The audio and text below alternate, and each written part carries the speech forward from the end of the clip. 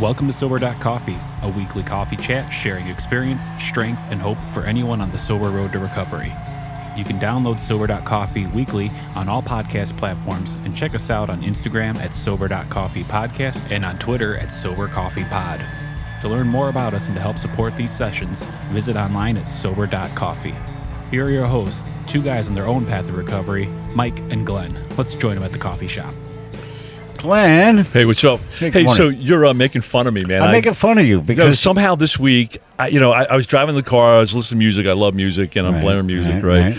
And I just got like the hang loose symbol, with it's the like hand. the Hawaiian hang loose thing. It's the shaking hang loose, and you're giving me a look like I'm an idiot or like I'm something wrong you with just me. got back from Hawaii, or what's up with the? Well, my daughter's thinking about going to University of Hawaii, right? But no, I don't even know where it came from. I was listening to a song, and all of a sudden I'm doing the shaky hang loose, and you're looking at me like I got three heads. How about peace out? Hey, peace. I love peace out. Peace out is easy. Peace, man. Peace rocks. Yeah. I love rock. So what's going on, man? Hey, man. We got a special day. We got a really special day today because we have table for three for starters. Love table for three. I love that. We got Jen in the room. And hey, Jen. Hey, Jen. Welcome. Hey, good morning. Yeah, so we got Jen in the room, and we're gonna topic on down here for a bit, but just before I do, let's just do a quick circle around and make sure everybody's just stay sober. How'd you stay sober yesterday, Glenn? Well, I worked the program of Alcoholics Anonymous. I used tools that I've learned in the 12 steps. I probably used 18 tools yesterday, and accountability was the number one. Connection, accountability were the two big tools yesterday. Yeah. Okay.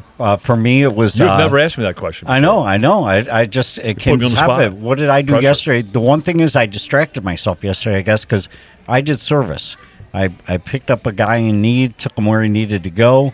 And that took me out of my own head for a good portion of my day, and I think that really helped me stay sober yesterday. Awesome. How about you, Jen?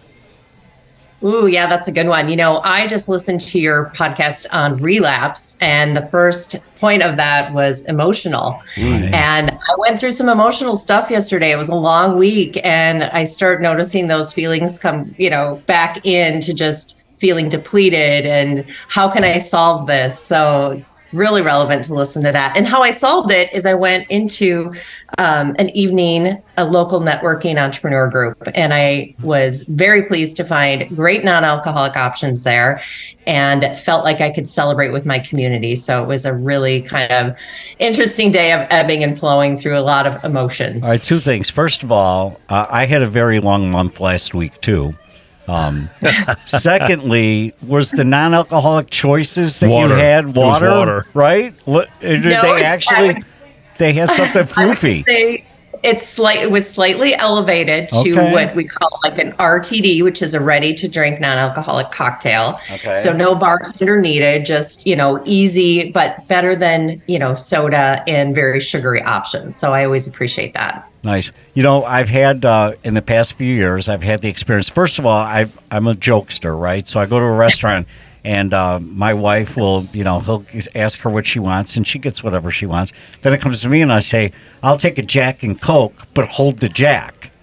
And she's like, and she looks at me, she goes, "You're not funny, Mike. Because one day you're going to get a Jack and Coke." You totally will. I Guaranteed. know. But because they will hear Jack and Coke. They will not get risky. I know. But I know it is. She says, "Don't do it." When they hit the bar, they're not going to remember Funny Mike. They're going to remember Jack and Coke Mike. Yeah, right. I'm not going to. My wife's not going to. She'll remember Funny Mike. It wasn't so funny back then. So Jen, welcome. So quick.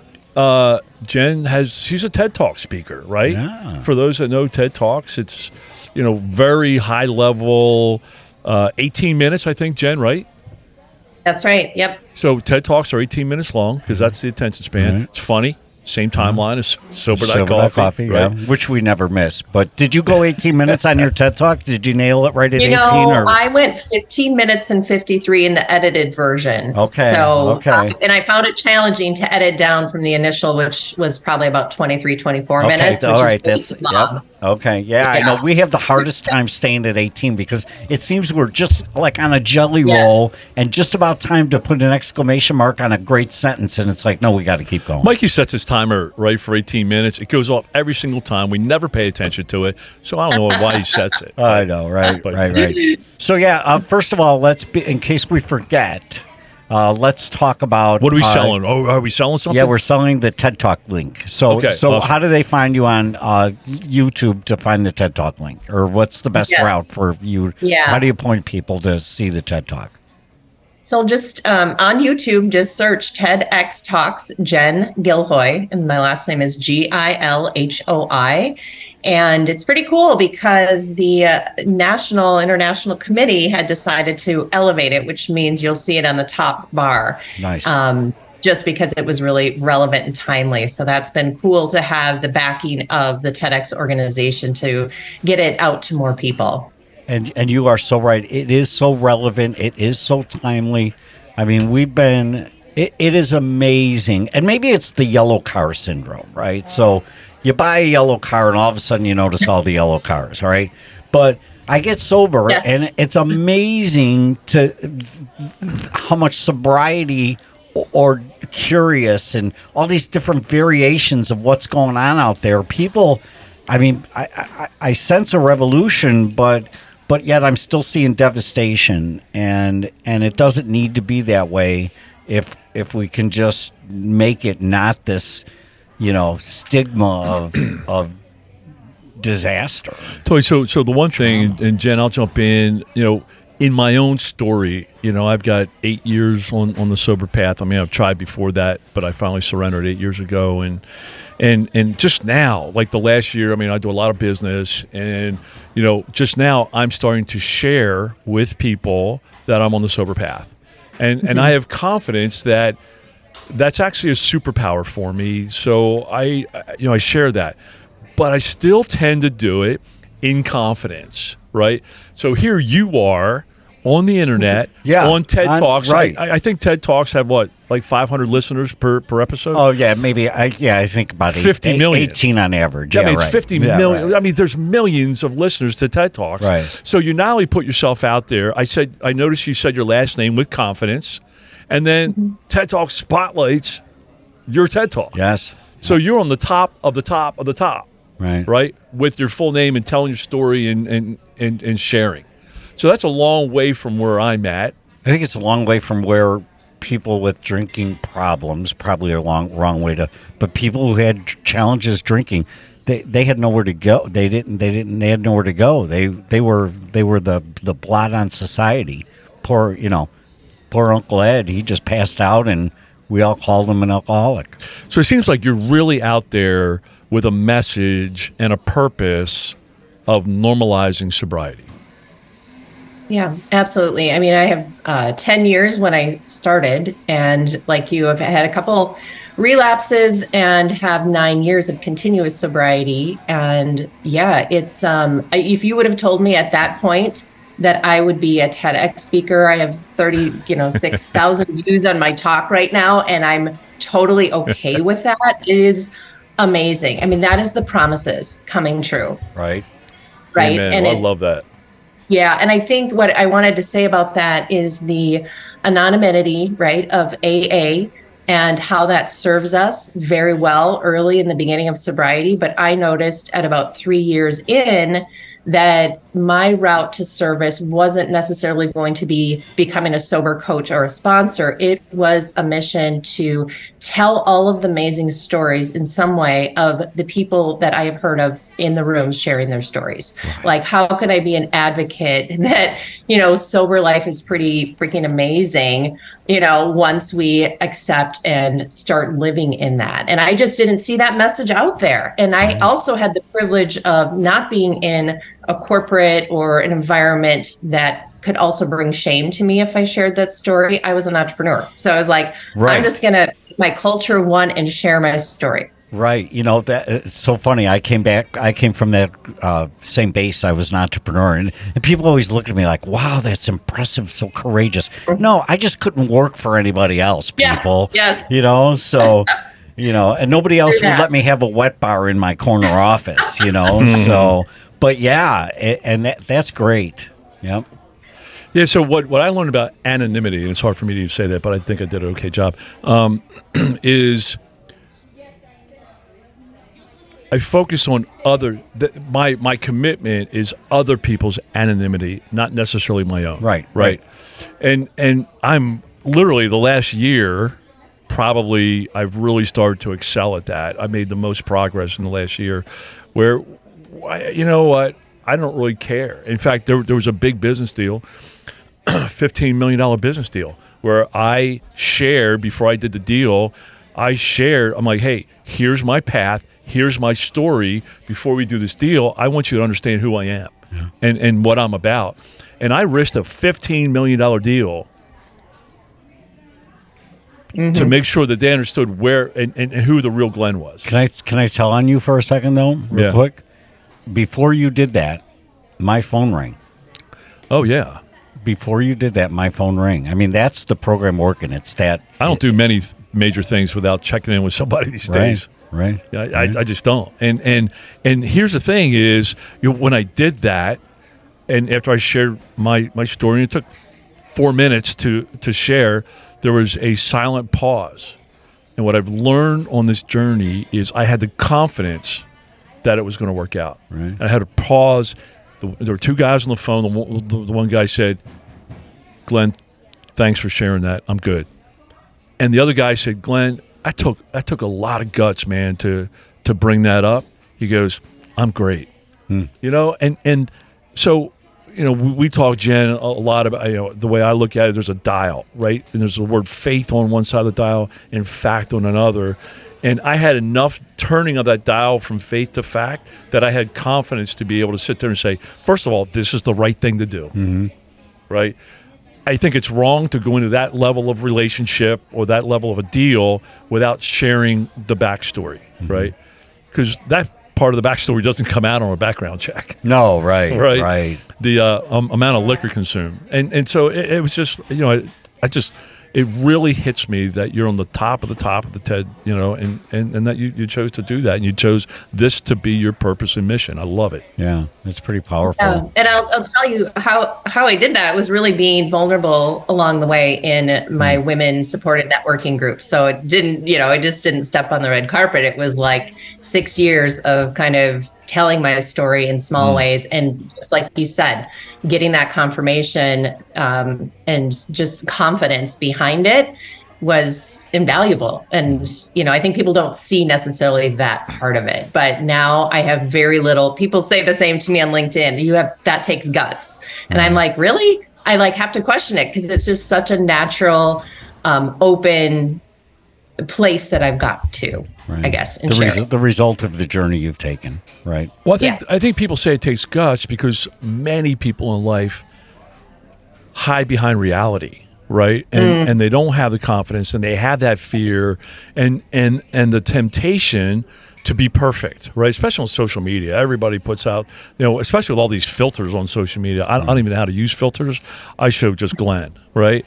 But so many filters, they don't. That's why you don't have likes. Dude, that's funny. That is so true.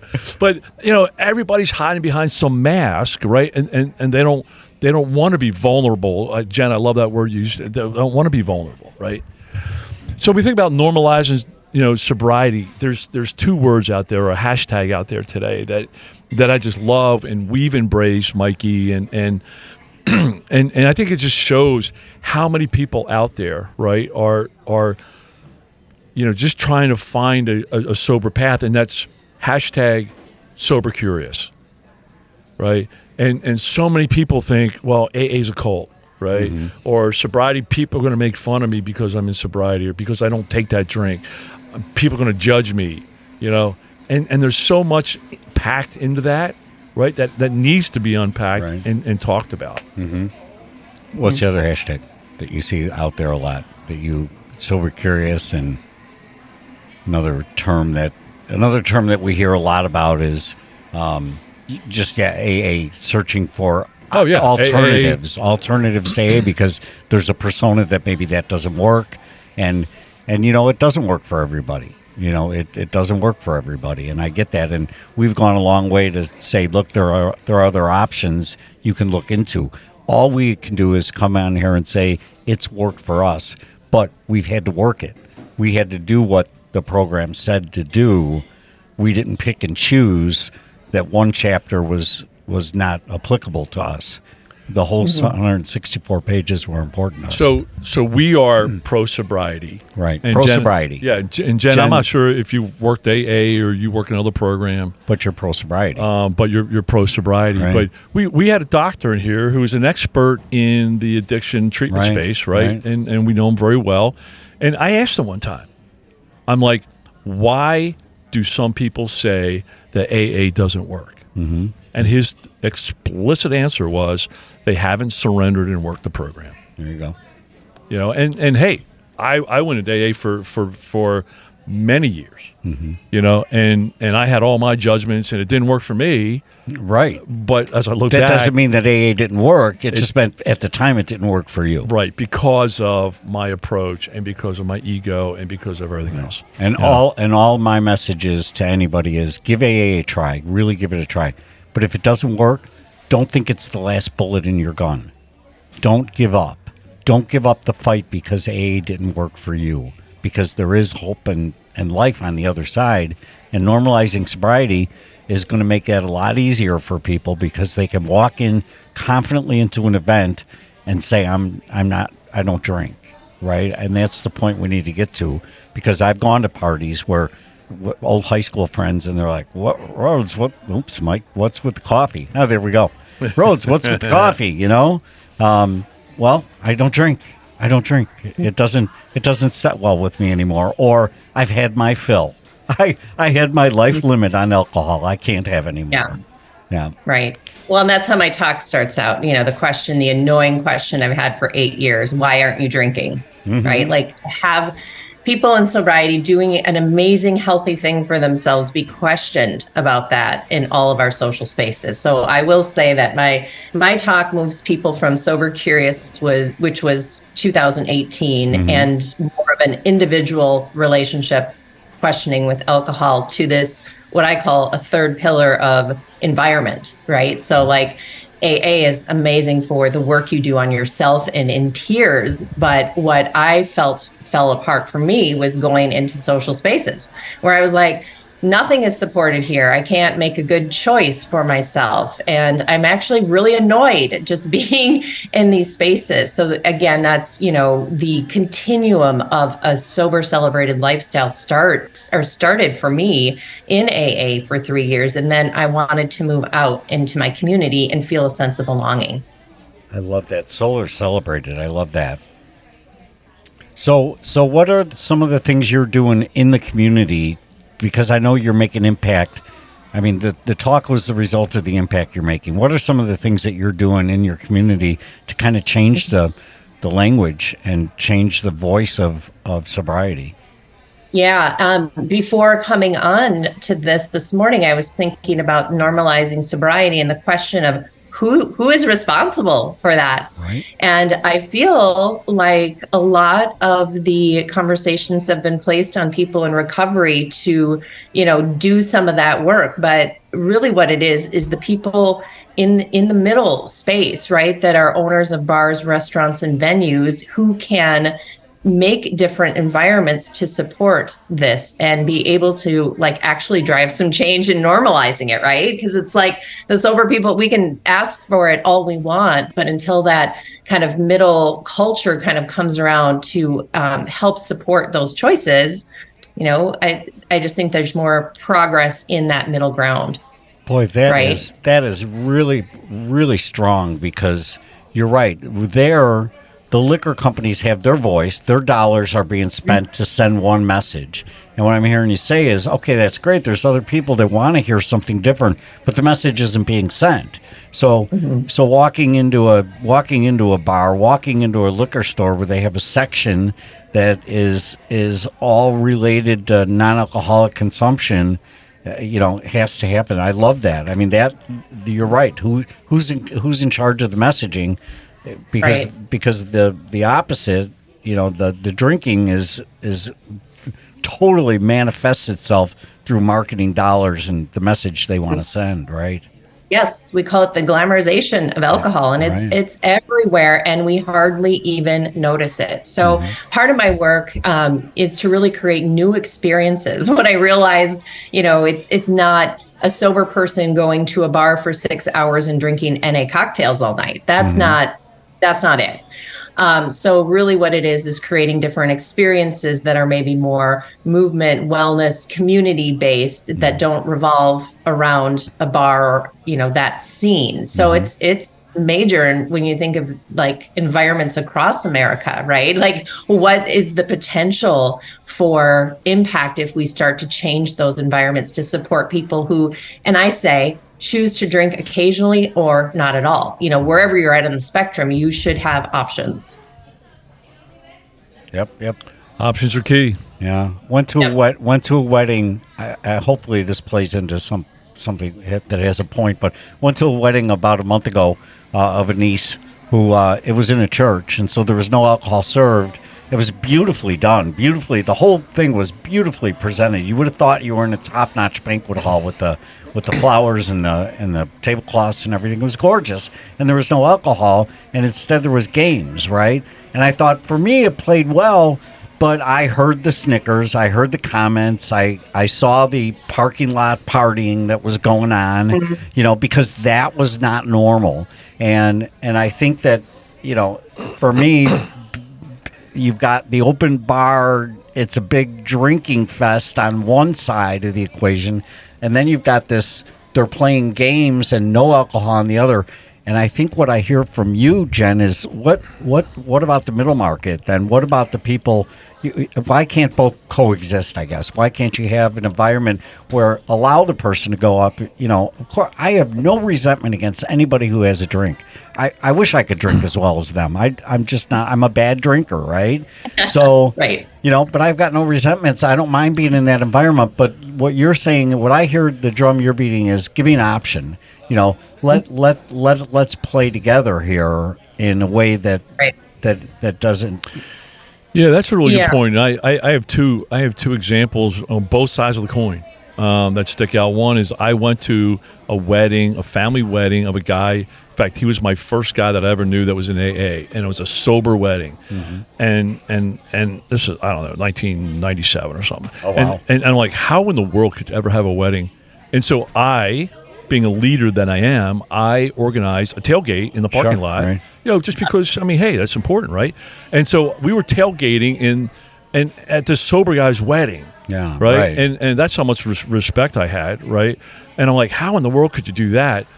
And then I also saw the other side where in a drinking environment, we had an AA activist or advocate, and she was preaching and criticizing and judging all the drinking people there. I mean, she'd go right up to somebody and judge them right to their face. Wow. I'm like, well, that's the wrong side of the coin yeah, too, right? So in both those instances, it was really, I didn't see a way to bridge the gap, because I think a lot of people that judged me because I didn't drink, they had a problem, right? So there's so much emotion, there's so much industry, and that's a great question. Yeah, it's a tough battle, but we don't have to worry about it because Jen is tackling it for us on the front line. Yeah, Jen's going to solve that problem.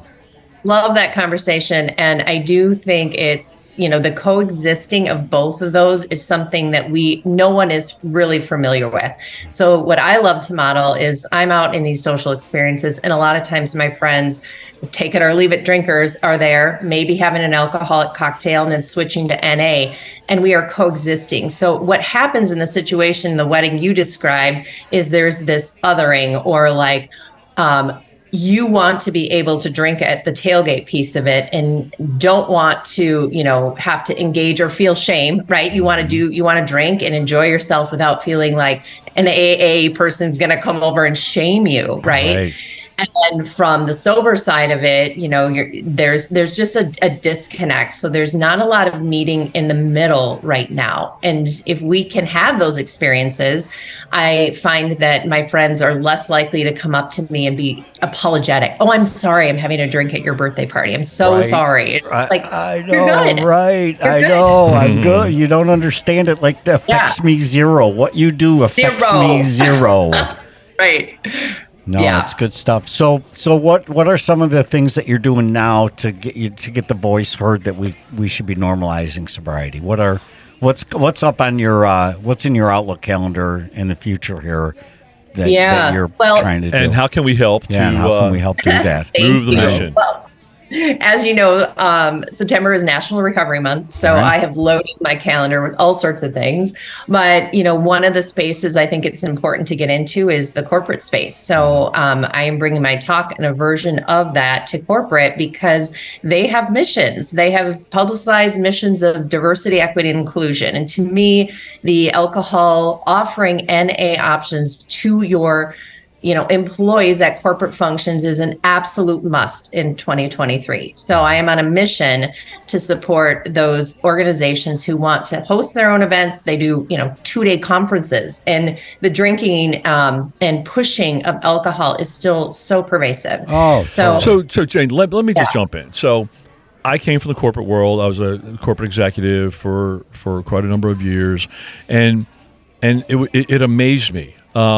We would do these annual conferences, and there was literally 10 years in a row, there was every single conference we would lose, meaning get fired, a top-notch level executive due to a drinking issue. It was almost a game of bingo. Who's going to lose their job this year? Absolutely, it was a lot. Right. Who's going to lose? Who's going to screw up this year? Right. And I remember there was how many people had Glenn in their square? Oh, there was a major, and the executives would actually sit there and say, how did this happen? Yeah, right. Again. Right. And I'm like, okay, let's do the math. First of all, there's a golf event in the morning. There's beer on every hole. Right. And there's a golf, bar cart, with booze on it, right? And then we had lunch, and then we had lunch with cocktails, right?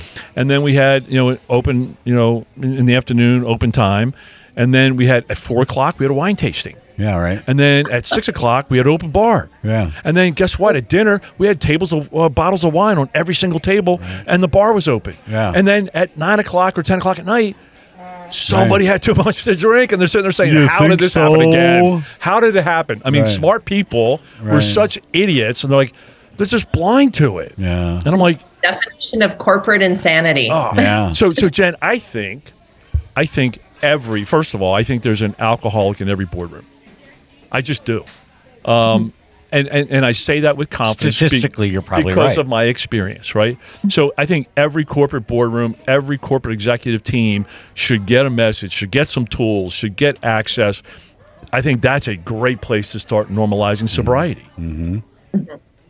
Yeah. And, in corporate, often those stories aren't told. So again, when we do see leaders leading with saying, I want to create an alcohol-free environment, Salesforce has done that, many companies, and it's kind of, gutsy to do that. It could be potentially risky because most of American corporations still think they need to have alcohol as that social lubricant when they get their employees together, when in reality, they're all working for the same company. They have some sort of shared interest already as a pre-qualifier. It's like, why do we need that? Love that. I love that. We'll put some, you'll have to offline send me some links, and we will get, we will pepper our resource room with links. So certainly to get to your TED Talk, we'll have a link there so people don't have to figure out the whole spelling of the last name thing.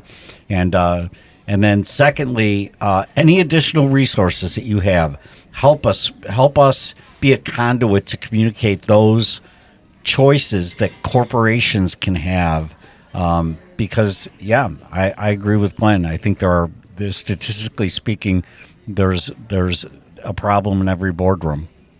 Yes, I would say the other resource is Zero Proof Collective. Yeah. So we have a website and Instagram, and we have created things like an NA playbook, which is all about why and how corporations should offer non-alcoholic options. So it's very culturally forward, but also tactical. So we have tools like that in the corporate environment. And then I would say just personally, my Jen Gilhoi website has like stories and some resources and things there, and speaking engagements. Jen, just to jump in, I'm sitting here thinking about all this. I remember a top-notch executive in this big public company. He was very public. He said, "I don't trust anybody that doesn't drink." Yeah, right. I mean, that has to stop. Right. Because I'll tell you what, I am more trustworthy today as a sober executive than I ever 100%. was as a drinking. I mean, that is foolishness, and that's part of what just has to be torn down. I love that. Zero. I'm a little proof, passionate about it. Zero Proof Collective. Yes. Love it. We'll put the links in the resource room there too. Jen, thank you so rock. much for coming You on. rock. And thanks for getting the message out there. Keep getting the message out there and let us know what we can do. Yeah. Thank you both. It was a joy. Come back and update us. All right. Thanks, Jen. All right. Thanks, Jen. Take care. Thank Bye. you. Thanks for joining us for today's coffee chat. To contact the show, email us at podcast@Sober.Coffee. If you need immediate help, the AA hotline is 800-839-1686. The National Suicide Prevention Hotline is 800-273-8255. Remember, Mike and Glenn are sharing their own journey on the path to recovery. Any suggestions, medical or otherwise, are their own experiences and should not be viewed as professional advice. See you next week, and remember, there is a solution.